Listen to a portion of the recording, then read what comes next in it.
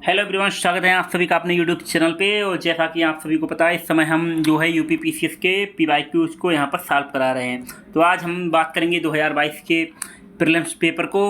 और जैसा कि आप सभी को पता है कि हम कोई भी अगर पेपर सॉल्व करा रहे हैं किसी भी ईयर का, तो उसको हम 3 पार्ट्स में यहाँ पर सॉल्व कराते हैं। पार्ट 1 में हम आपके कराते हैं 50 क्वेश्चन, पार्ट 2 में हम आपके कराते हैं 50 क्वेश्चन और पार्ट 3 में आपके कराते हैं 50 क्वेश्चन। ये तीनों पार्ट्स आपके वीडियो के फॉर्मेट में मिलेंगे, लेकिन पीडीएफ जो है आपको वो यहाँ पर एक पीडीएफ में ही तीनों पार्ट्स आपको मिल जाएंगे। ठीक है, तो पीडीएफ के लिए आप लोग टेलीग्राम को ज्वाइन कर लें। तो 2022 के पेपर में पार्ट 2 को आज हम यहाँ पर डिस्कस करेंगे। आते हैं अपने क्वेश्चंस की ओर। क्वेश्चन हमारे कह रहे हैं कि निम्न विषय जो दिए गए हैं उनको हमें यहाँ पर विचार करना है। और जैसा कि जो यहाँ पर क्रम दिए गए हैं, जो संविधान में उल्लिखित है, उन्हीं की तरह हमें यहाँ पर व्यवस्थित करना है। तो जैसे कि यहाँ पर पहला ऑप्शन दे रखा है इन्होंने, संघ तथा उसका राज्य क्षेत्र। तो संघ और उसका राज्य क्षेत्र है, ये आपका भाग 1 में आता है। ठीक है, उसके बाद बात करेंगे हम मौलिक कर्तव्य, नागरिकता और राज्य के नीति निर्देशक तत्व। तो देखो यहाँ पर नागरिकता है, ये आपका भाग 2 में आता है। और अगर भाग 3 की बात करेंगे तो भाग 3 में आपके आते हैं फंडामेंटल जो हैं आपके राइट्स, मतलब मौलिक अधिकार जो हैं वो आपके आते हैं। ठीक है, उसके बाद अगर हम बात करेंगे मौलिक कर्तव्य की, तो ये भाग आते हैं आपके 4 में। और नीति निर्देशक तत्व हैं वो आपके आते हैं 4A में। ठीक है, तो यहाँ पर आप देख सकते हैं जैसे कि पहला ऑप्शन किस में आएगा। तो पहला आपका दिया है, पहला इसमें दिया है, इसमें नहीं दिया, ये दोनों जो हैं आपके बाहर हो जाएंगे। उसके बाद नागरिकता है, नागरिकता आपका 2 में दिया है, तो नागरिकता फिर तीसरा आएगा, तीसरा यहाँ पे भी दिया है, तीसरा यहाँ पे भी दिया है। क्लियर है?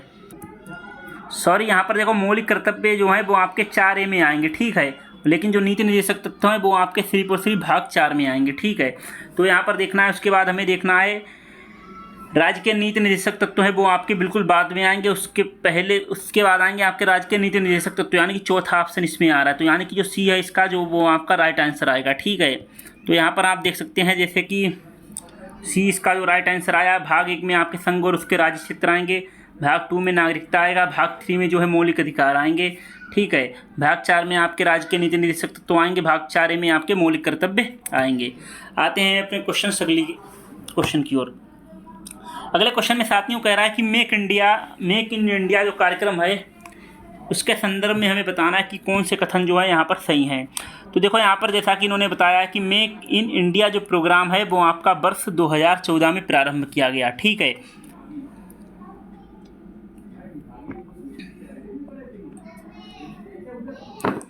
उसके बाद दूसरा ऑप्शन दे रखा है, इसका उद्देश्य भारत में जो कंपनी है उनको यहाँ पर विनिर्माण हेतु प्रोत्साहन देना है और निवेश को सुगम बनाना है। तो ये दोनों ऑप्शन यहाँ के सही है, क्योंकि जो मेक इन इंडिया जो प्रोग्राम है वो आपका 2014 में प्रारंभ किया गया था। और इसका जो यहाँ पर पर्पज़ था, यानी कि उद्देश्य था, वो यहाँ पर था कंपनियों के विनिर्माण हेतु उनको प्रोत्साहन देना और ताकि जो है निवेश को सुगम बनाना था। यानी कि 1 और 2 दोनों ऑप्शन यहाँ पे आपके सही होंगे। बी ऑप्शन यहाँ पे सही होगा। ठीक है, शुरुआत हुई थी सितंबर यहाँ पर 2014 में। और आपको बता दें जैसे कि यहाँ पर इन्होंने लक्ष्य भी रखे थे कि 2020 तक जो है जीडीपी में 25% इसका जो है योगदान करना है विनिवेश का। फिर आते हैं अगले क्वेश्चन की। और अगले क्वेश्चन की अगर बात करेंगे तो ये मिडाइवल का क्वेश्चन है। इसमें यहाँ पर हमसे पूछा गया है कि जो औरंगजेब का शासनकाल है उसमें हमें जो उसने युद्ध या घटनाएँ हैं उनको हमें यहाँ पर कालक्रम में व्यवस्थित करना है। जैसे कि पहला ऑप्शन दे रखा है देवराय की लड़ाई, दूसरा ऑप्शन दे रखा है इन्होंने बनारस के पास सूजा की पराजय, फिर तीसरा ऑप्शन दे रखा है इन्होंने सामूगढ़ की लड़ाई, और चौथा ऑप्शन दे रखा है धर्मत में विजय। तो देखो ये जो बनारस के पास की पराजय है, इन्होंने सबसे पहले बनारस के पास सूजा की जो पराजय हुई है, यानी कि पहले ऑप्शन पे आएगा। तो यानी कि सबसे पहले दूसरा ऑप्शन आएगा। ठीक है, ये आपका हुआ था फरवरी 1658 में। ठीक है, फरवरी 1658 में। उसके बाद जो लड़ाई हुई थी यहाँ पर इन्होंने धर्मत में विजय प्राप्त की थी, ये इनकी हुई थी अप्रैल 1658 में। ठीक है, अप्रैल 1658 में। फिर इनकी जो लड़ाई हुई थी सामूगढ़ की लड़ाई, ये हुई थी इनकी मई 1658 में। ठीक है, तो फरवरी 1658 में हुई थी बनारस के पास। तो दूसरा ऑप्शन पहले देखो आएगा, तो दूसरा ऑप्शन इसमें नहीं है इसलिए ये भी कट हो जाएगा। दूसरा ऑप्शन इसमें नहीं है, ये भी कट हो जाएगा। दूसरा ऑप्शन इसमें भी नहीं है, तो यानी कि सिर्फ और सिर्फ डी ऑप्शन में है। तो इसलिए यहाँ पर जो डी ऑप्शन है यहाँ पर आपका सही हो जाएगा। मतलब 3 जो शेष ऑप्शन है उनको मैंने देखा भी नहीं है, उसके बावजूद भी यहाँ पर हमने सही उत्तर पता कर लिया है। ठीक है, तो यहाँ पर आप देख सकते हैं जैसे कि फरवरी 1658 में जो है बनारस के पास सुजा की पराजय होती है, और अप्रैल 1658 की बात करेंगे तो धर्मद में विजय होती है। मई 1658 की बात करेंगे तो सामूगढ़ की जो लड़ाई है वो यहाँ पर होती है, और अप्रैल 1659 की बात करेंगे तो देवराय की लड़ाई है वो यहाँ पर होती है। तो ये औरंगजेब की जो है घटनाएं हैं उनके बारे में यहाँ पर बताया है। फिर आता है अगला क्वेश्चन यहाँ पर, जैसे कि अगले क्वेश्चन में पूछा है कि कौन सा नगर इराक में सुन्नी त्रिकोण का भाग नहीं है। ये देखो सुन्नी त्रिकोण का भाग नहीं है, उसके बारे में यहाँ पर पूछा है। साथियों ये जो सुन्नी ट्रायंगल है ये आपको बता दें इराक में रहने वाले सुन्नी लोगों की बस्ती है, ठीक है। तो ये शहर जो है त्रिकोण मतलब 3 भाग में इस तरह से बटा हुआ है। तो इसमें कह रहा है कि यह जो आपके नीचे शहर दिए गए हैं बगदाद, बसरा, रमादी, तिक्रित, उनके बारे में बताना है कि कौन सा जो शहर है इनका भाग नहीं है सुन्नी त्रिकोण का, ठीक है। तो उसी के बारे में बताना है। देखो बगदाद है, बगदाद भी यहाँ पर जो है सुन्नी त्रिकोण का भाग है, रमादी भी यहाँ पर जो है सुन्नी त्रिकोण का भाग है, तिक्रित भी यहाँ पर जो है आपका सुन्नी त्रिकोण का भाग है। लेकिन बसरा जो है, बसरा यहाँ पर सुन्नी त्रिकोण का भाग नहीं है, इसलिए यहाँ से पूछा कि भाग नहीं है। तो राइट आंसर जो आएगा वो यहाँ पर सी यहाँ पर राइट आंसर हो जाएगा, ठीक है। तो यहाँ पर देख सकते हैं जैसे कि बसरा है यहाँ पर नहीं है, लेकिन बगदाद है, रमादी है और तिक्रित है। इसके साथ साथ समारा और फाजुला शहर भी जो है इसमें शामिल हैं। मान लो आगे क्वेश्चन पूछ लेता है सामारा और फालुजा को दे देता है, तो आपको पता होना चाहिए कि सामारा और फालुजा जो शहर हैं वो इसमें शामिल हैं, बल्कि बसरा जो है इससे बाहर स्थित है, ठीक है। एक करंट अफेयर का क्वेश्चन है हालांकि, बट देख लेते हैं। जैसे कि पूछ लेगा कि जल जीवन जो मिशन है वो किस वित्तीय वर्ष के केंद्रीय बजट में घोषित की गई थी। तो जल जीवन मिशन योजना जो है वो आपकी 2019 से 20 ईयर में जो है यहाँ पर केंद्रीय बजट में घोषित की गई, यानी कि जो राइट आंसर आएगा वो आपका ए ऑप्शन यहाँ पर राइट होगा, ठीक है। तो ये चीज़ हम यहाँ पर देख सकते हैं। करंट अफेयर का क्वेश्चन है तो अब फिलहाल ना ही पूछेगा, ठीक है। अब आते हैं अगले क्वेश्चन की, और अगले क्वेश्चन में आपको बताना है कि कौन सा पदार्थ जो है आपका जैव निम्नीकरणीय है, यानी कि बायोडिग्रेडेबल है।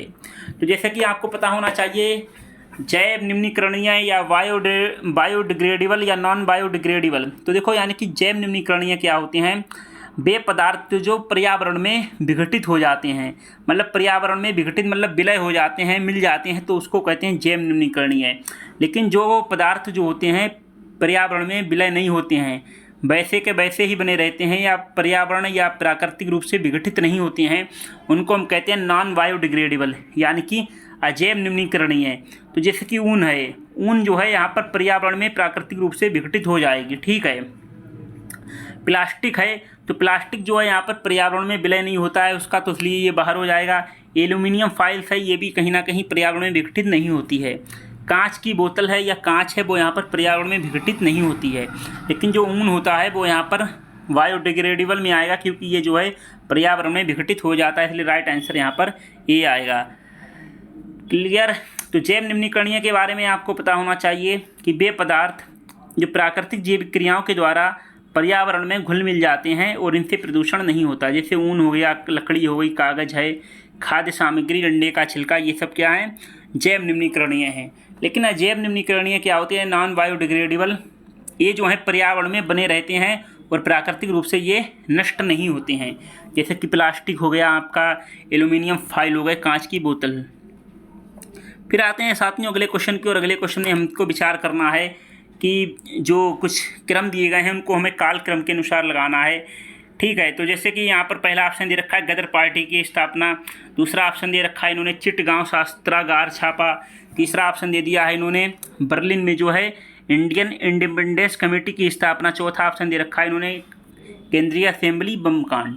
तो हमें यहाँ पर क्रम में लगाना है। तो देखो सबसे पहले यहाँ पर गदर पार्टी की स्थापना होती है, क्लियर। तो गदर पार्टी की स्थापना 1913 में होती है और यूएसए में होती है लाला हरदौल के द्वारा। तो गदर पार्टी की स्थापना होती है 1913 में। तो पहला ऑप्शन देखो किस किस में है, पहला ऑप्शन इसमें नहीं, इसलिए ये बाहर हो जाएगा। पहला ऑप्शन इसमें है इसलिए इसको होल्ड करके रखेंगे, पहला ऑप्शन इसमें भी इसलिए इसको होल्ड करके रखेंगे, तीसरा ऑप्शन है इसलिए ये भी बाहर हो जाएगा। यानी कि अब जो मेरी फाइट है सिर्फ इन दो की यहाँ पर फाइट होगी।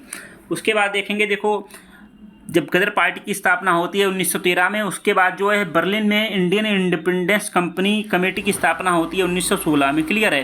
तो इसकी स्थापना होती है 1916 में। तो पहले के बाद तीसरा इसमें भी है, इसमें भी है। फिर देखते हैं आगे, फिर देखो क्या होता है, यहाँ पर केंद्रीय असेंबली बम कांड हो जाता है 1919 में, ठीक है।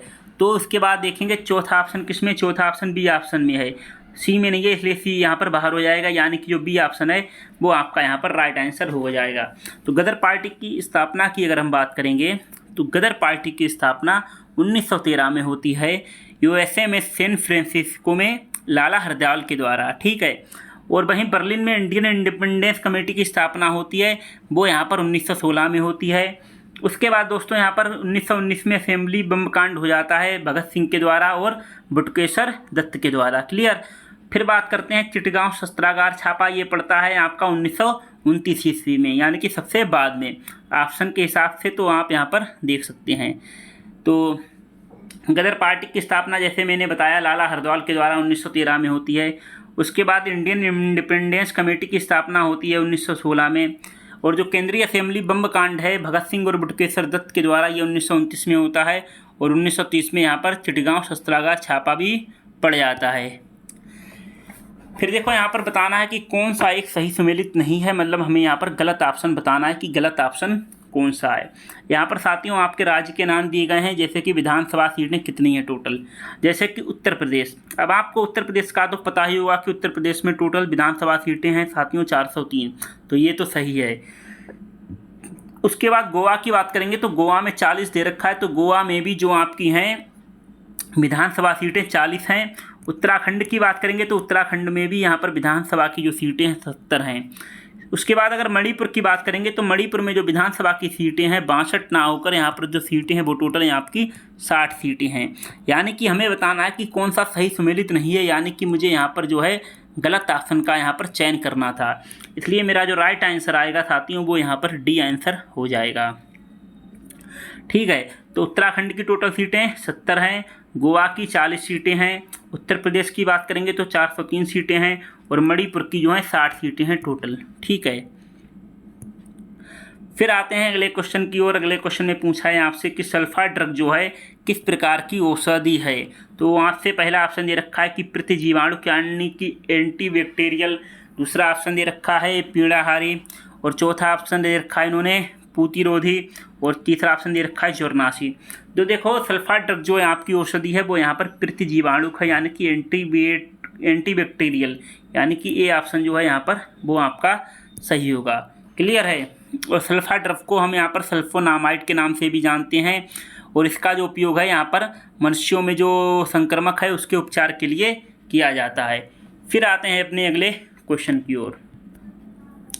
अगले क्वेश्चन में पूछा है कि जो यूनाइटेड नेशन डेवलपमेंट प्रोग्राम ने जो निर्धनता की जो श्रेणियों की पहचान की है उनमें से कौन सी सही है। यानी कि संयुक्त राष्ट्र जो विकास कार्यक्रम है उसने निर्धनता की यहाँ पर श्रेणियों की पहचान की है, उनके बारे में हमें बताना है।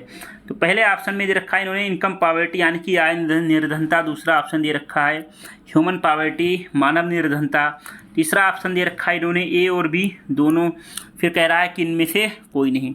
तो देखो यूएनडीपी की बात करेंगे तो निर्धनता के बारे में इन्होंने बताया है कि जो है यहाँ पर 2 श्रेणियाँ हैं, एक तो आय निर्धनता और दूसरी आपकी है मानव निर्धनता, ठीक है। तो इनकम पॉवर्टी और आपकी दूसरी है ह्यूमन पॉवर्टी, यानी कि ए और बी दोनों, इसलिए जो राइट आंसर आएगा वो यहाँ पर सी ऑप्शन इसका सही होगा। देखो आय निर्धनता जो है वो क्या है, वो यहाँ पर जीवन की गुणवत्ता की जो कमी है यानी कि आय के अभाव में, वो जो मानव निर्धनता है वो यहाँ पर क्या है, वो सम्मानपूर्ण जीवन स्तर को जीने से वंचित रहना, जैसे कि स्वास्थ्य शिक्षा आदि का यहाँ पर अभाव रहता है।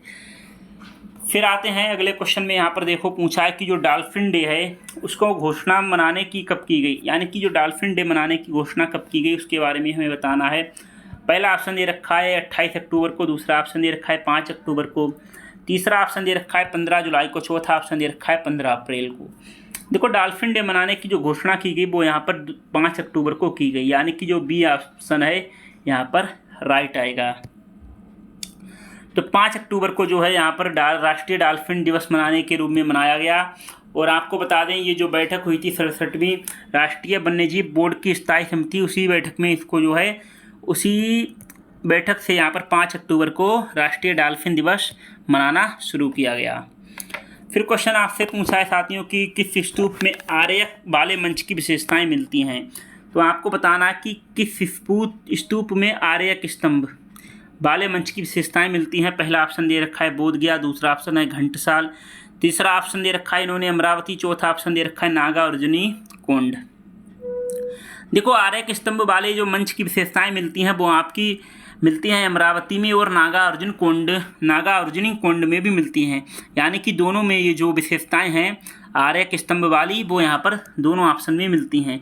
लेकिन हमें एक उत्तर का चयन करना है, तो आयोग ने जो माना उत्तर है वो आपका अमरावती को माना है। हालांकि नागार्जुनी कोंड में भी ये विशेषताएं देखने को मिलती हैं, लेकिन साथियों अगर आयोग ने उत्तर माना है तो हमें उसी उत्तर को यहाँ पर मानना है।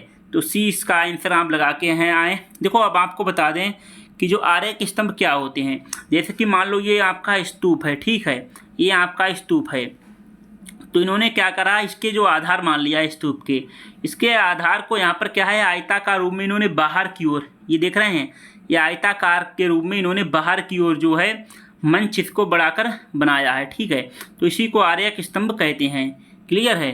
तो यानी कि जो स्तूप है इसको आधार मानकर इन्होंने जो है आयताकार रूप में इनको जो है आगे बढ़ाकर जो है मंच बनाया जाता है, इसी को हम आर्यक स्तंभ कहते हैं। तो ये जो मिलते हैं ये हमें अमरावती में भी मिलते हैं और नागार्जुनी कोंड में भी मिलते हैं। लेकिन दोस्तों आयोग ने इसका सही उत्तर जो है यहाँ पर सी माना है। फिर आते हैं अपने अगले क्वेश्चन की ओर।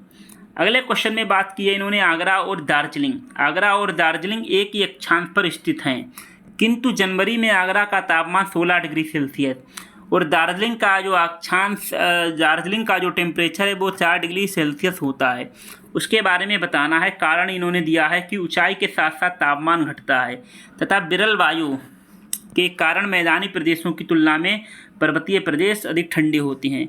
देखो यहाँ पर कह रहा है कि दार्जिलिंग और जो आगरा है वो एक ही अक्षांश पर स्थित हैं, यानी कि ये आपका एक ही अक्षांश है। यहाँ पर आगरा स्थित है और यहाँ पर आपका दार्जिलिंग स्थित है, ठीक है। अक्षांश तो आप जानते हैं ना, आप जियोग्राफी अगर पढ़ा हुआ तो 0 डिग्री हो गया, 23.5 डिग्री नॉर्थ, 23.5 डिग्री साउथ, ये आपकी अक्षांश हो गई हैं, ठीक है। देशांतर ये हो जाती हैं, ठीक है। जो खड़े में आपको दिखेंगी वो आपकी देशांतर हो जाएंगी, यानी कि उत्तरी ध्रुव को दक्षिणी ध्रुव से मिलाने वाली रेखाएं देशांतर रेखाएं कहलाती हैं। तो ये यहाँ पर आपका है आगरा, यहाँ पर आपका है दार्जिलिंग। तो अगर देखेंगे तो आगरा और दार्जिलिंग जो है एक ही अक्षांश पर स्थित हैं। लेकिन जनवरी की अगर बात करेंगे तो जनवरी महीने की बात करेंगे तो जो आगरे का टेम्परेचर है वो यहाँ पर 16 डिग्री टेम्परेचर हो जाता है। वहीं अगर बात करेंगे दार्जिलिंग की तो दार्जिलिंग का टेम्परेचर यहाँ पर काफ़ी कम रहता है, 4 डिग्री सेल्सियस। तो उसी के बारे में हमें बताना है। अब इन्होंने कहा ऐसा रीजन क्या है, इसका रीजन आखिर क्यों है कि जो एक ही अक्षांश पर है लेकिन उसके बावजूद जो है टेम्परेचर अलग अलग है। तो रीजन इन्होंने बता दिया या कि भाई जो ऊंचाई के साथ साथ तापमान घटता है।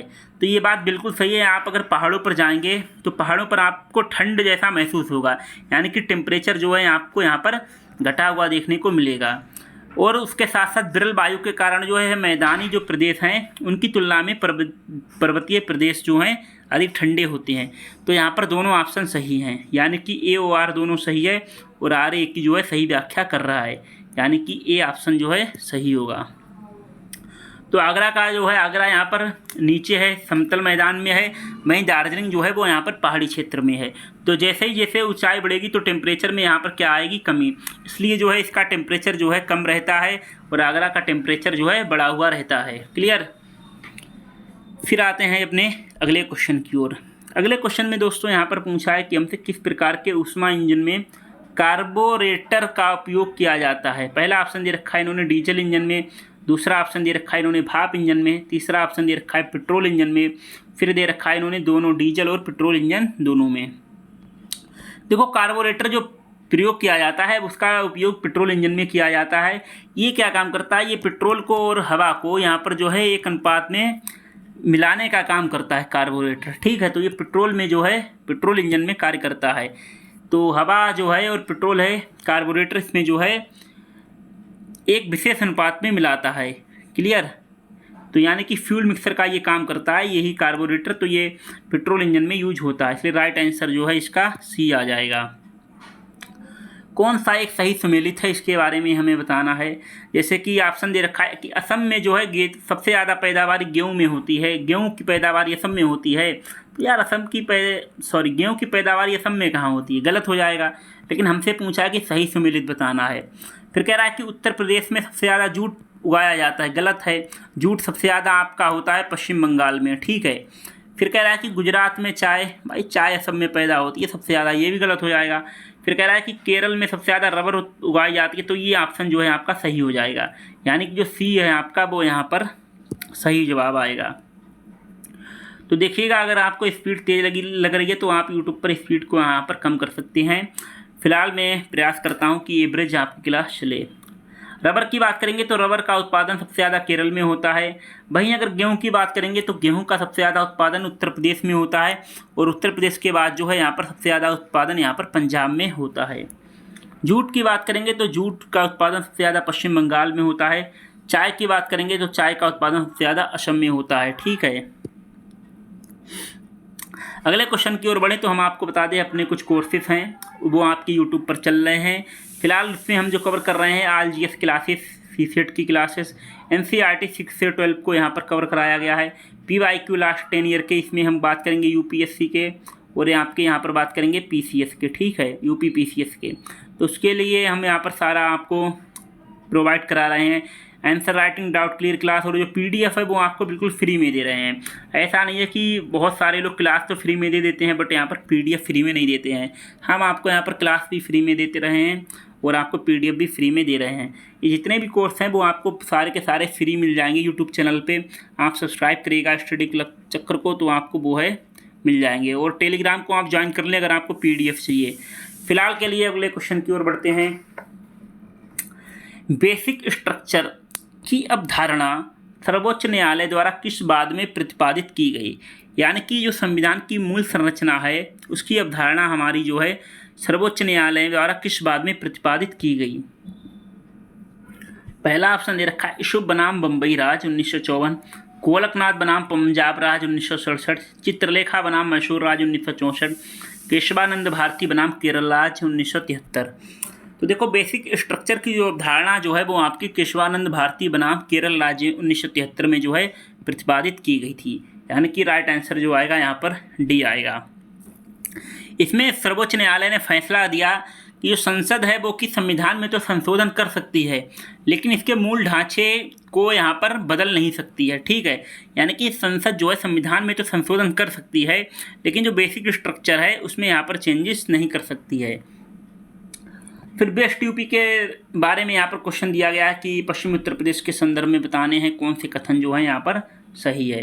पहला ऑप्शन दे रखा है कि जो यूपी का पश्चिमी क्षेत्र है, जैसे कि आपका पूर्वांचल की बात करेंगे तो पूर्वांचल अलग क्षेत्र हो जाता है, जैसे कि आपका आ जाएगा इसमें गोरखपुर, बलिया, देवरिया ये ज़िले आ जाएंगे। और पश्चिम की बात करेंगे तो मेरठ है, बुलंदशहर है, ये ज़िले आ जाएंगे। तो उत्तर प्रदेश का पश्चिमी क्षेत्र अन्य क्षेत्रों की तुलना में अधिक विकसित है। दूसरा ऑप्शन दे रखा है कि यह हरित क्रांति का साक्षी रहा है। तो ये बात सही है कि पश्चिमी क्षेत्र जो है यूपी का वो यहाँ पर अगर बात करेंगे पूर्वांचल की तुलना में तो अधिक विकसित है, ठीक है। और इसका रीज़न ये है क्योंकि यहाँ पर हरित क्रांति हुई थी, इसलिए यहाँ पर विकास जो है ज़्यादा देखने को मिलेगा।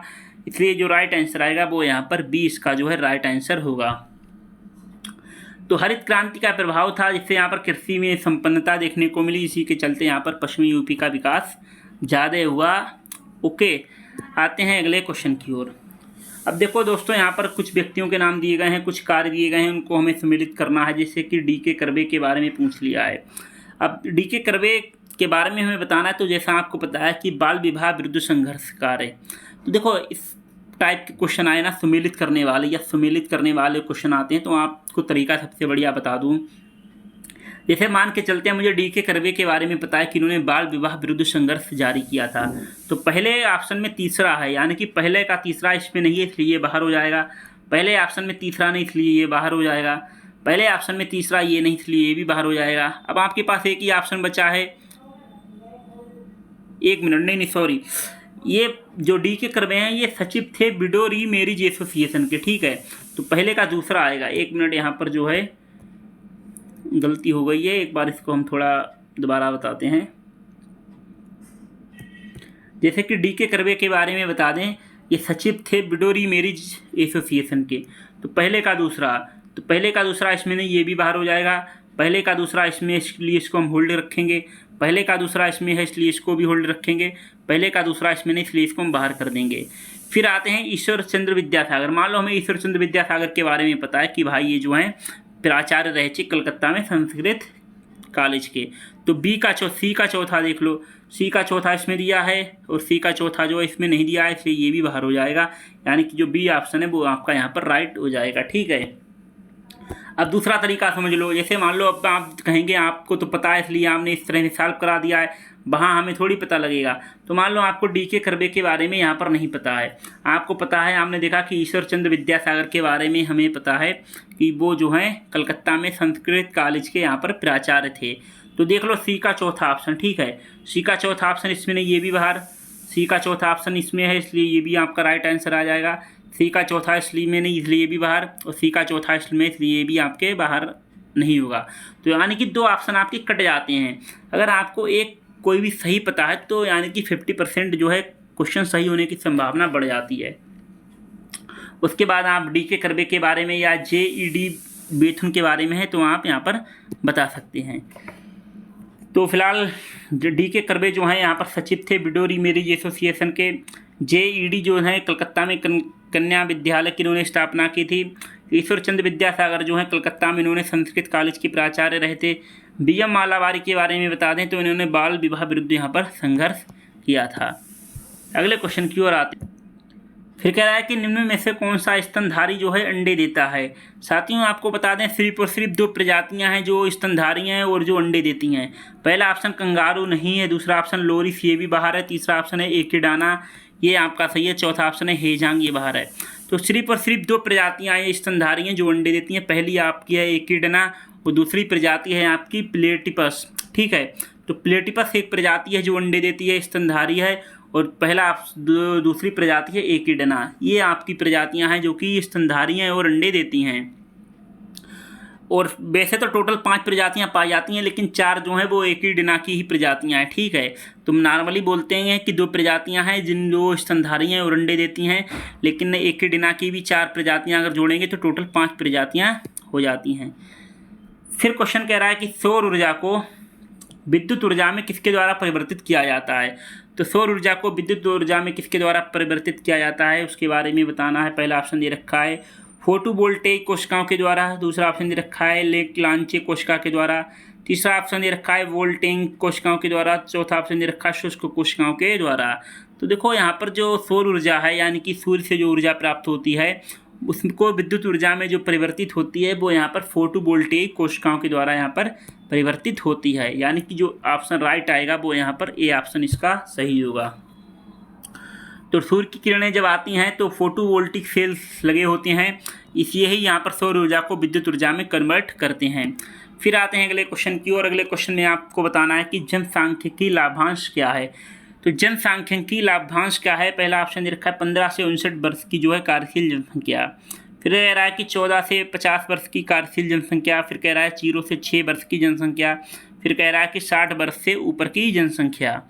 तो जनसांख्यिकी लाभ की बात करेंगे तो यहाँ पर जो है वो आपकी 15 से 59 वर्ष की जो है विशाल जनसंख्या, यानी कि जो राइट आंसर आएगा वो आपका ए होगा। ठीक है, क्योंकि 15 से 59 वर्ष की जो जनसंख्या है वही लगभग कहीं ना कहीं उसी से हमें सबसे ज़्यादा लाभ प्राप्त होता है और वही ना कहीं भारत की आर्थिक व्यवस्था या अर्थव्यवस्था को आगे बढ़ाने का कार्य करती है।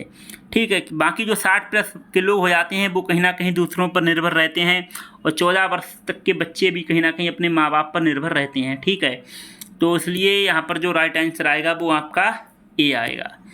आते हैं अगले क्वेश्चन की ओर। अगले क्वेश्चन में हमसे पूछा है काराकुम मरुस्थल के बारे में पूछा है, वो किस देश में स्थित है।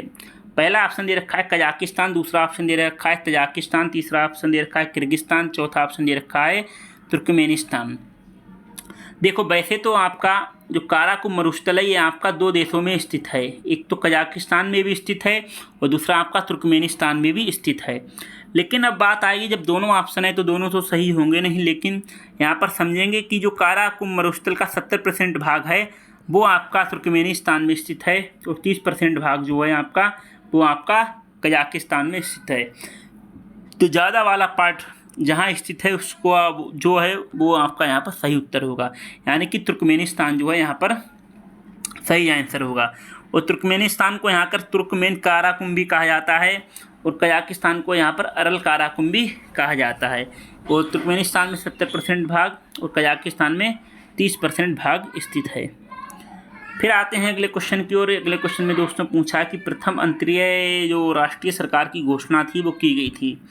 पहला ऑप्शन इन्होंने दे दिया है कि 22 अगस्त 1946, 24 अगस्त 1946, 23 अगस्त 1946, 25 अगस्त 1946। मतलब क्वेश्चन पूछ रहा है 22 अगस्त, 23 अगस्त, 24 अगस्त, 25 अगस्त, एक भी तारीख इन्होंने नहीं छोड़ी। तो देखो प्रथम अंतरिम जो राष्ट्रीय सरकार की घोषणा की गई थी वो 24 अगस्त 1946 को की गई थी, यानी कि जो राइट आंसर आएगा वो यहाँ पर बी जो है राइट आंसर होगा। ठीक है, तो जब घोषणा हो जाती है तो उसी के तहत यहाँ पर जो सरकार जो है 2 सितंबर 1946 को यहाँ पर कार्यभार संभालती है। फिर यहाँ पर देखो अशोक के जो कुछ शिलालेख हैं उनसे रिलेटेड यहाँ पर क्वेश्चन पूछ लेता है कि जैसे कि अशोक का कौन सा शिलालेख धार्मिक समन्वय के बारे में कहता है। तो पहला ऑप्शन दे रखा है इन्होंने द्वितीय शिलालेख, दूसरा ऑप्शन दे रखा है 12वां शिलालेख, तीसरा ऑप्शन दे रखा है इन्होंने 13वां शिलालेख, चौथा ऑप्शन दे रखा है 11वां शिलालेख। तो कोई धार्मिक शिलालेख की बात करेंगे तो वो आपका 12वां शिलालेख में बात की गई है धार्मिक समन्वय के बारे में। तो राइट आंसर जो आएगा वो आपका बी ऑप्शन हो जाएगा। ठीक है, उसी में इन्होंने बताया है धर्म से रिलेटेड बातें की हैं। फिर आता है अगला क्वेश्चन दोस्तों, यहाँ पर पूछा है कि किस उत्पाद को इको मार्क दिया जाता है, यानी कि किस उत्पाद को इको मार्क दिया जाता है। पहला ऑप्शन दे रखा है कि जो कार्बोहाइड्रेट प्रचुर मात्रा में हो, जो आर्थिक रूप से सक्षम हो, जो पर्यावरण से मित्रवत हो। फिर कह रहा है कि जो मिलावट विहीन हो। तो इको मार्क दिया जाता है जो पर्यावरण से मित्रवत हो, यानी कि जो पर्यावरण से संबंधित हो, तो यानी कि सी जो है इसका राइट आंसर हो जाएगा। ठीक है, फिर आते हैं अपने अगले क्वेश्चन की ओर दोस्तों। अगले क्वेश्चन में यहाँ पर हमें बताना है कि एक तरफ केंद्र दिए हैं, दूसरी तरफ उद्योग दिए हैं, यानी कि हमें केंद्र को उद्योग से मिलाना है कि कौन से उद्योग जो हैं किस एक केंद्र में स्थित हैं। जैसे ओसाका की बात करेंगे तो ओसाका जो है आपका सूती वस्त्र से संबंधित है। देखो हमने जैसा कहा सुमेलित वाले अगर क्वेश्चन है तो उनको सॉल्व करने का सबसे अच्छा तरीका है, जैसे मान लो हमें ओसाका के बारे में पता है तो पहले का तीसरा ऑप्शन है ना, तो पहले का तीसरा देखो किस में है, पहले का तीसरा इसमें है तो इसको होल्ड करते हैं, पहले का तीसरा इसमें नहीं है तो इसको बाहर कर देंगे, पहले का तीसरा इसमें भी नहीं है तो इसको भी बाहर कर देंगे, और पहले का तीसरा इसमें भी नहीं है तो इसको भी हम यहाँ पर बाहर कर देंगे। यानी कि हमने सिर्फ एक ऑप्शन से ही यहाँ पर उत्तर को खोज निकाला। कुछ लोग क्या करेंगे यहाँ पर क्वेश्चन को देखते ही इसको छोड़ देंगे, बट हमें ऐसा नहीं करना है। जस्ट मान लो अगर आप सोचेगी कि आपको तो ओसाका के बारे में पता है तो हमने बता दिया। जस्ट एग्जाम्पल मान लो मुझे ओसाका के बारे में नहीं पता है और हमें पता है आपका जो एक ऑप्शन दिया रखा है सेंट पीटर्सबर्ग, क्योंकि वर्ल्ड जियोग्राफी पढ़ेंगे तो आपको ये सब पता होगा। तो सेंट पीटर्सबर्ग की बात करेंगे तो जैसे कि हमें पता है कि सेंट पीटर्सबर्ग जो है वो पोत निर्माण से यहाँ पर संबंधित है। तो अब मान लो डी का दूसरा देख लो, तो डी का दूसरा इसमें दिया है, डी का दूसरा इसमें नहीं, इसको भी बाहर कर देंगे, डी का दूसरा इसमें भी नहीं, इसको भी बाहर कर देंगे, और डी का दूसरा इसमें भी नहीं, इसलिए इसको भी यहाँ पर बाहर कर देंगे। तो यानी कि सेंट पीटर्सबर्ग से भी हमारा जो है राइट आंसर यहाँ पर निकल आया है। ठीक है, अब जैसे मान लो आप कहेंगे आपको सेंट पीटर्सबर्ग के बारे में पता है, तो मैं कहूँगा भाई अब मैं डेंट्राइट की बात कर ले रहा हूँ। तो डेंट्राइट की बात करेंगे तो डेंट्राइट जो है मान लो मुझे पता है कि जो है मोटर वाहन से संबंधित है। ठीक है, एक एक ऑप्शन आपका एक एक डाउट यहाँ पर क्लियर होगा। तो यहाँ पर बी का चौथा देख लो, तो बी का चौथा हम देखेंगे तो बी का चौथा किसमें है, इसमें है। बी का चौथा इसमें नहीं, इसको बाहर कर देंगे। बी का चौथा इसमें नहीं इसलिए इसको भी बाहर कर देंगे, और बी का चौथा इसमें नहीं है इसलिए इसको भी यहाँ पर बाहर कर देंगे। यानी कि जो राइट आंसर निकल के आ गया वो आपका ए आ गया। अब बचा है क्यूबा। मान लो किसी बच्चे को कुछ नहीं पता, किसी को पता है सिर्फ क्यूबा के बारे में। ठीक है,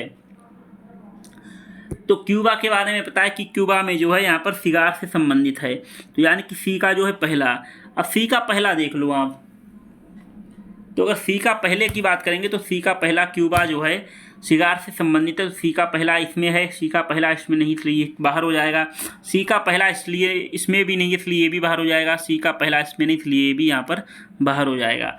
तो यानी कि राइट आंसर आपका ए ऑप्शन जो है निकल के आ गया। तो देखो एक ऑप्शन अगर पता है तो लगभग आपको 50% जो है क्वेश्चन सॉल्व करने की सही होने की संभावना बढ़ जाती है, और अगर 2 पता है तब तो आपकी 90 से 99% क्वेश्चन जो है सही हो जाता है।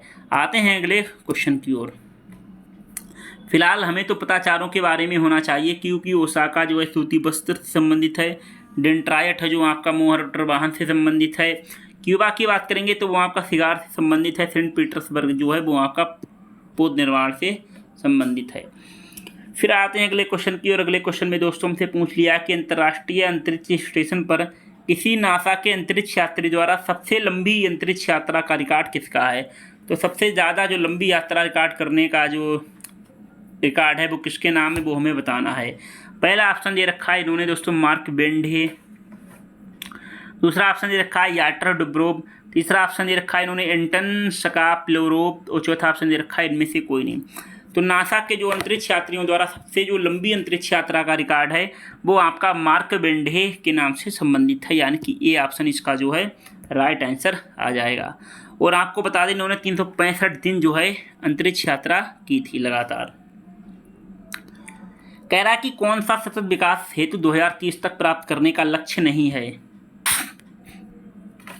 तो जैसा कि ये क्वेश्चन आपको पता है कि 2023 में भी सेम क्वेश्चन पूछा गया था कि सतत विकास का लक्ष्य नहीं है, तो शून्य भुखमरी ये भी है, गुणवत्ता परक शिक्षा ये भी है, लैंगिक समानता ये भी है, और अंतरिक्ष अनुसंधान, देखो अंतरिक्ष अनुसंधान है इसको जो है सतत विकास लक्ष्य के अंतर्गत नहीं रखा गया था, तो यानी कि डी ऑप्शन जो है यहाँ पर सही होगा। ठीक है,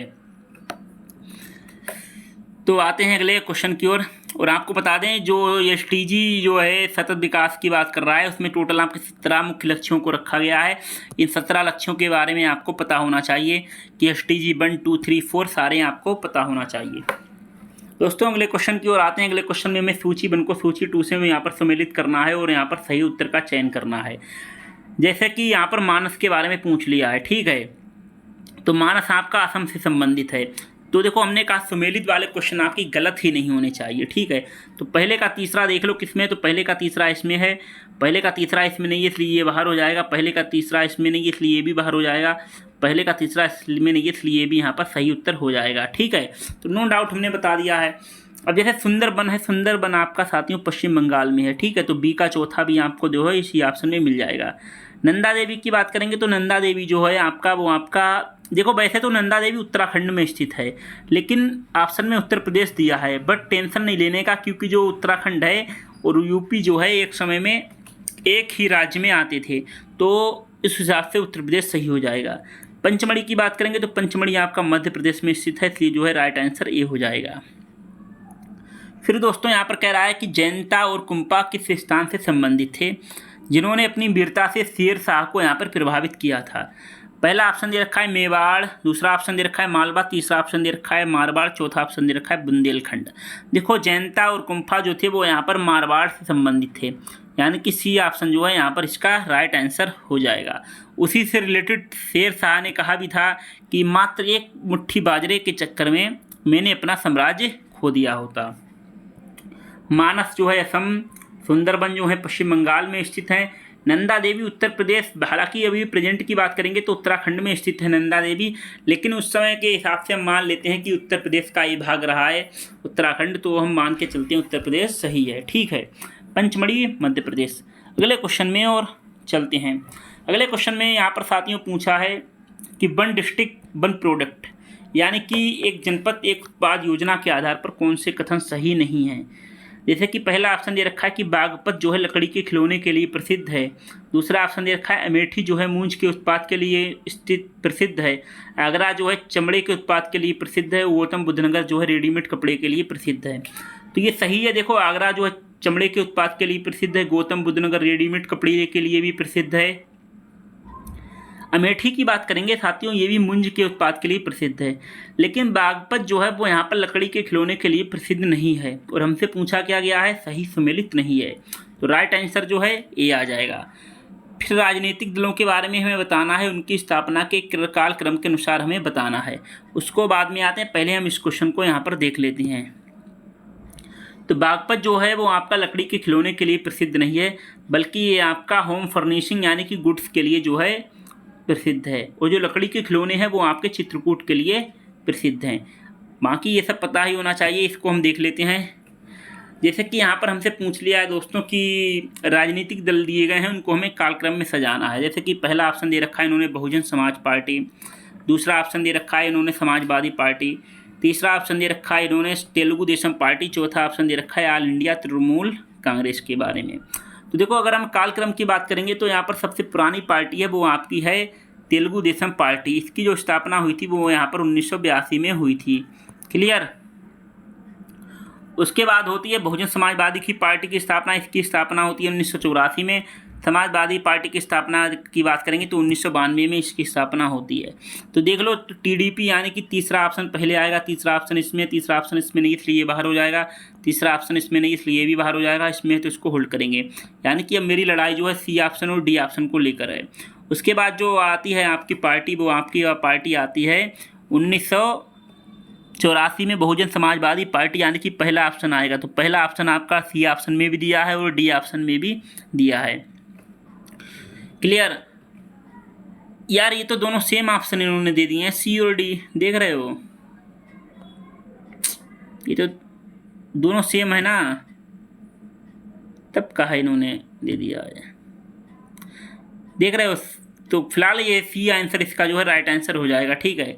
तो सबसे पुरानी पार्टी है जो टीडीपी है, 1982 में इसकी स्थापना होती है। उसके 2 साल बाद बहुजन समाजवादी पार्टी की स्थापना होती है।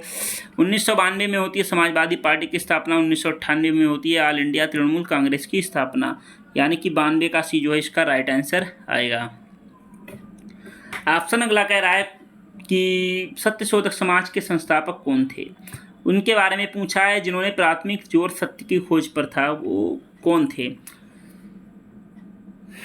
तो पहला ऑप्शन दे रखा है राजा राम मोहन राय, एमजी राणा दे, तीसरा ऑप्शन दे रखा है ज्योतिबा फूले, चौथा ऑप्शन दे रखा है ताराबाई शिंदे। तो देखो, सत्यशोधक समाज के जो संस्थापक थे वो ज्योतिबा फूले जी थे। ठीक है। और इन्होंने दलितों और पिछड़ों के उत्थान की बात की थी। फिर देखो 2022 का क्वेश्चन है करंट अफेयर का, इसको बाहर कर दो, पूछेगा नहीं अब। तो फिलहाल सत्यशोधक समाज के संस्थापक कौन थे। ज्योतिबा फूले भाई साहब जी थे। इन्होंने 1873 में इसकी स्थापना की थी और इन्होंने गैर ब्राह्मण आंदोलन, मूर्ति पूजा और जाति व्यवस्था का यहाँ पर विरोध किया था। कुछ पुस्तकें हैं इनकी, गुलामगिरी, दीनबंधु, इनके बारे में भी हमें पता होना चाहिए।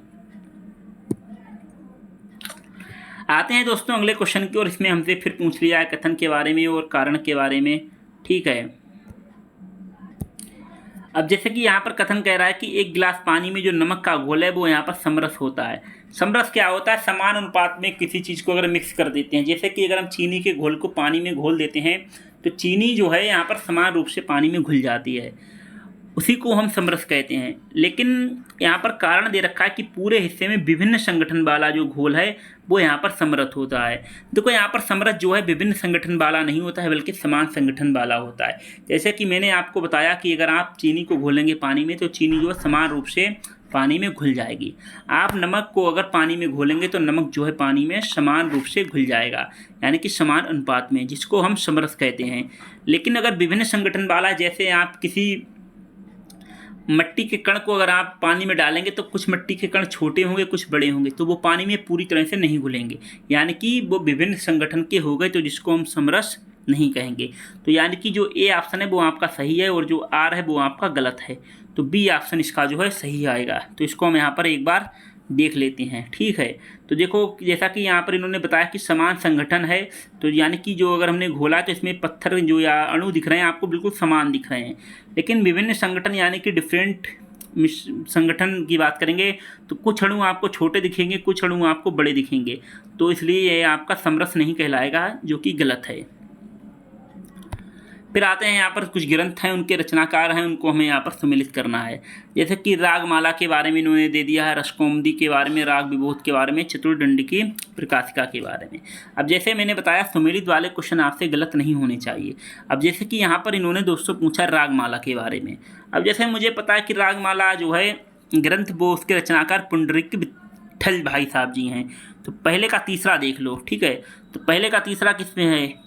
ए ऑप्शन में है इसलिए इसको रखेंगे, इसमें नहीं है इसलिए इसको बाहर कर देंगे, इसमें नहीं है इसलिए इसको बाहर कर देंगे, इसमें भी नहीं है इसलिए इसको भी बाहर कर देंगे, यानी कि जो राइट आंसर आएगा वो मेरा ए ऑप्शन यहाँ पर सही निकल के आ जाएगा। ठीक है, तो इस तरह से हम क्वेश्चन को सॉल्व करेंगे। मान लो आपको पता है रागमाला के बारे में, राग विभोध के बारे में, तो आप उसको मिलाकर देख लें। तो सुमेलित वाले तो क्वेश्चन आपके गलत नहीं होने चाहिए। फिर आते हैं अगले क्वेश्चन की ओर। इसमें भी हमसे कथन और कारण के बारे में पूछा है।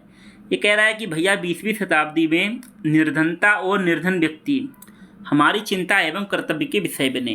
दूसरा ऑप्शन जो कारण दे रखा है, उन्होंने बताया कि रणनीतिक रूप से यहाँ लक्ष्य भेदन क्रियाओं का अभाव था, जिसके फलस्वरूप इस मुद्दे को गति मिली।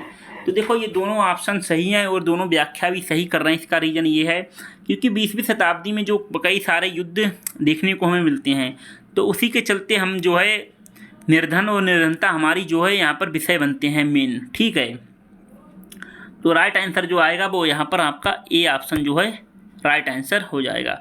तो यहाँ पर जो विश्व युद्ध हम देखते हैं वैश्विक स्तर पर, उसी के कारण जो है हमारे जो है निर्धनता जो है हमारी जो चिंता का विषय बना है, और उन्हीं के चलते जो है इस समस्या ने जो है यहाँ पर विकराल रूप ले लिया है, और इसी के चलते यहाँ पर जो है हमें देखने को मिलता है कि जो है किस तरह से निर्धनता हमारा चिंता का विषय बनेगा। फिर यहाँ पर देखो जैसे कि कुछ दिवस हैं और इनको जो घटना है अक्सर उनसे हमें यहाँ पर सम्मिलित करना है। ठीक है, तो जैसा मैंने कहा सम्मिलित वाले क्वेश्चन नहीं गलत होने चाहिए भाई, तो आपको इनको यहाँ पर संभाल के रखना है। जैसे कि आपको मान लो अब आपके हिसाब से चलते हैं, जैसे कि मुझे तो यहाँ पर सारे पता है, बट मैं यहाँ पर समझाने का ट्राई करूँगा कि आपका जो क्वेश्चन है सही हो जाए। जैसे 18 अप्रैल को मुझे पता है कि जो है 18 अप्रैल को यहाँ पर जो है विश्व विरासत दिवस मनाया जाता है, यानी कि पहले का दूसरा। अब पहले का दूसरा देखो इसमें नहीं, इसलिए ये यहाँ पर बाहर हो जाएगा।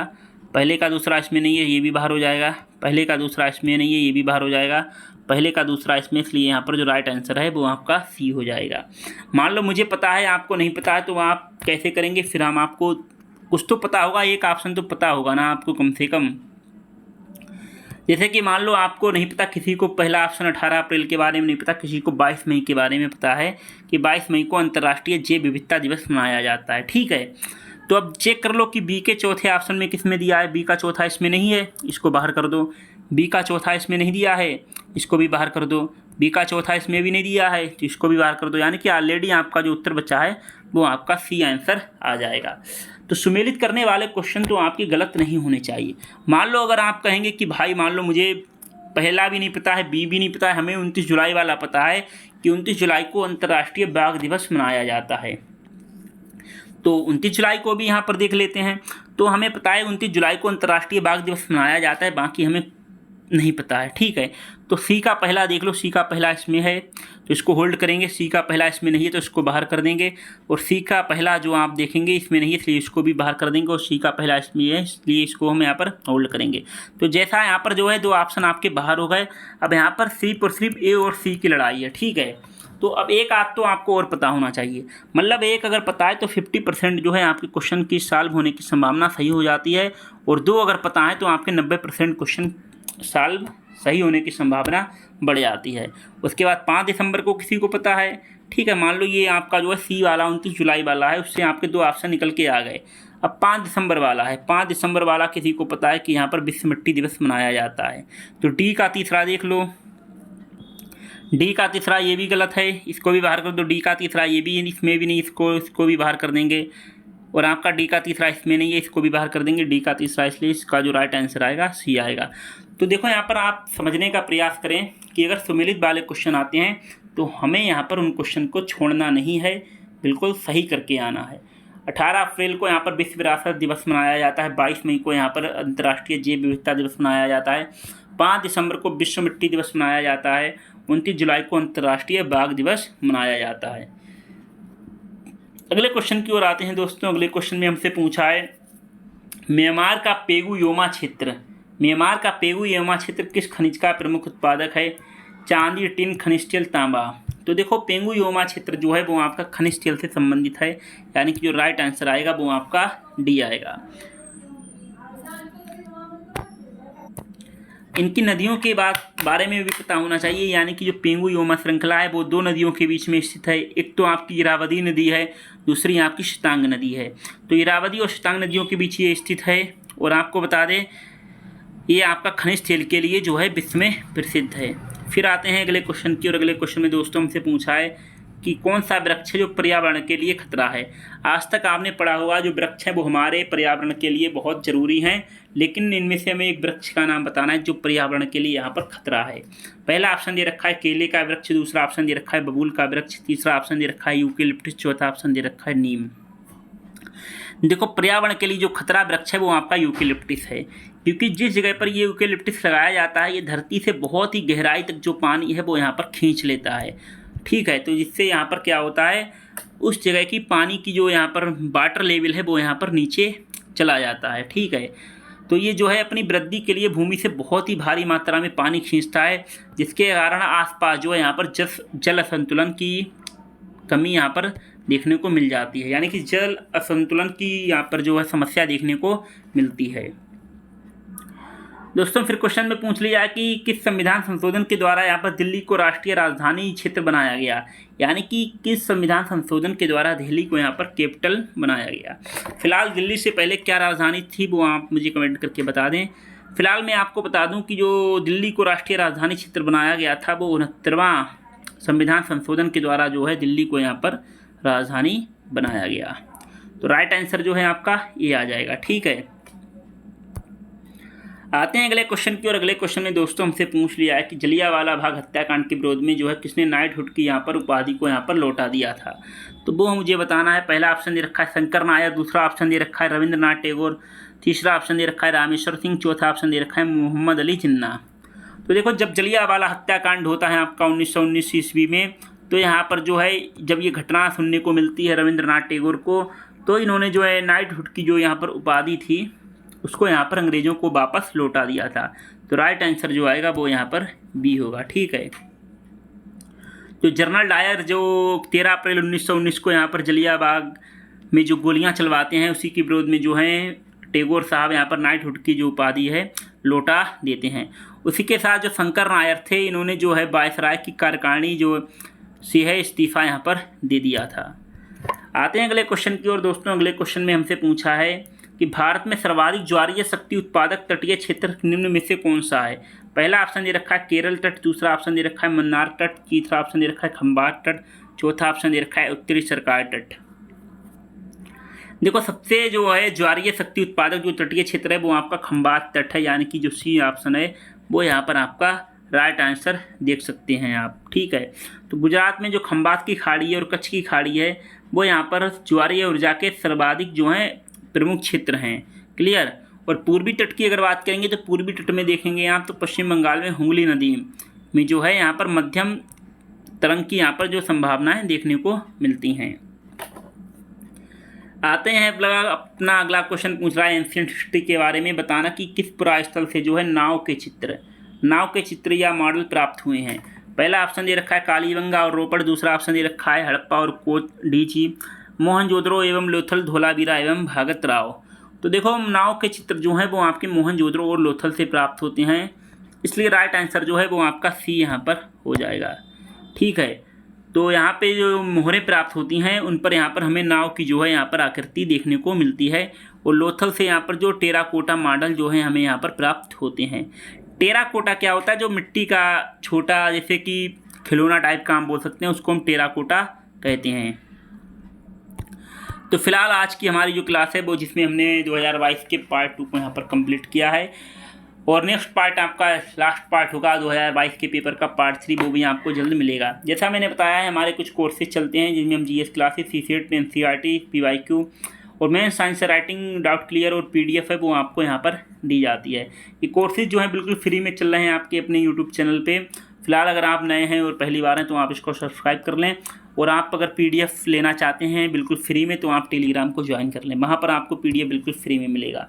पहली बार आए हैं तो आप वीडियो को लाइक करिएगा, कमेंट करके बताइएगा कोई भी आपको क्वेश्चन है, और आप वीडियो को शेयर अवश्य करें, क्योंकि दोस्तों यहाँ पर जो है मैं आपको यहाँ पर बिल्कुल फ्री में, तो साथियों सबसे पहली बात तो यहाँ पर मैं आपको बिल्कुल फ्री में यहाँ पर वीडियो भी दे रहा हूँ। ठीक है, उसके साथ साथ हम यहाँ पर आपको पीडीएफ भी बिल्कुल फ्री में दे रहे हैं। ठीक है, तो आप बहुत ही ज़्यादा इसमें मतलब मुझे मेहनत करना पड़ता है, तो हार्ड वर्क इसमें बहुत ही ज़्यादा करना पड़ता है, और अभी तो हमारे कुछ 50 के आसपास सब्सक्राइबर भी हैं, तो ज़्यादा कुछ है नहीं, तो इसलिए आप लोग शेयर करें और पहली बार हैं तो सब्सक्राइब करें। और सबसे बड़ी बात आपको बता दें एक नई खुशखबरी कि हम जल्द ही आपको NCERT भी यहाँ पर कंप्लीट कराएंगे। तो कक्षा 6 से लेकर 12 तक की NCERT है वो भी आपको यहाँ पर बिल्कुल फ्री में देखने को मिलेगी।